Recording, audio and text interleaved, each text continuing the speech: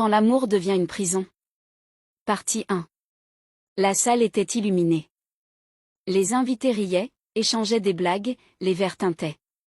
Au centre de la table, Sarah souriait, vêtue d'une robe élégante. Son mari, David, avait son bras autour d'elle.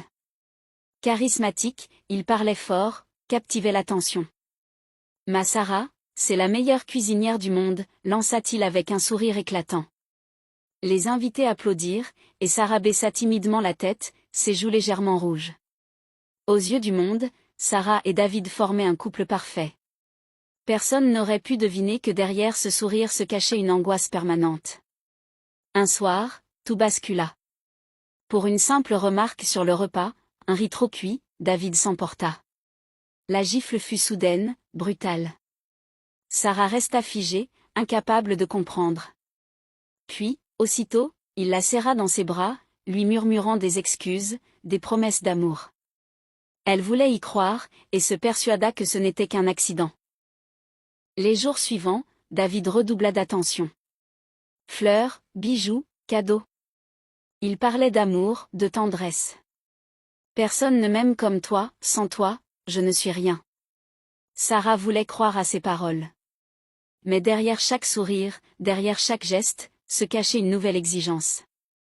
Je veux que tu arrêtes de fréquenter Claire, elle a une mauvaise influence. Mais plutôt cette robe longue, je ne veux pas que les autres hommes te regardent. Ne parle plus trop à ta mère.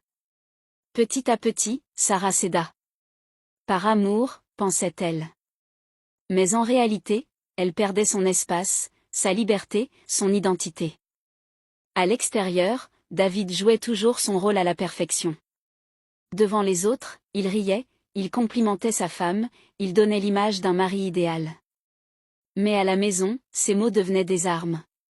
Tu es inutile. Tu ne fais rien de bien. Et Sarah pleurait seule dans la salle de bain, se maquillant pour cacher ses bleus. Non pas pour se rendre belle, mais pour cacher la honte. Chaque jour, la peur grandissait. Chaque bruit de porte, chaque pas dans le couloir, devenait une menace. Un soir, pour un simple plat trop salé, David renversa son assiette contre le mur.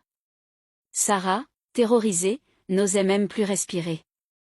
Sa maison, qui devait être un refuge, était devenue une prison. Sa mère le sentait. « Ma fille, tu n'as plus le même regard, que se passe-t-il » Mais Sarah répondait toujours, « Tout va bien ». Son amie Claire la questionnait aussi.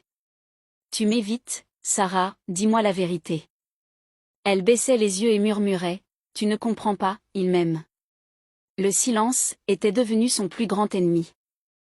Puis vint la nuit de trop. David rentra en colère parce qu'il avait perdu un contrat au travail. « C'est de ta faute. Tu me portes malheur. » Sarah tenta de calmer la tempête. « David, s'il te plaît, écoute-moi. » Il perdit totalement le contrôle. Il la frappa violemment. Elle s'effondra, le souffle coupé. Sa tête heurta la table basse. Tout devint flou.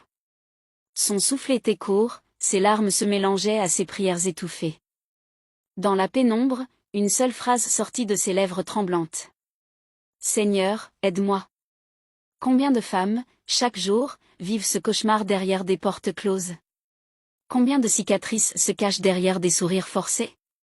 Pour Sarah, l'heure approchait. L'heure de choisir. Se taire ou survivre.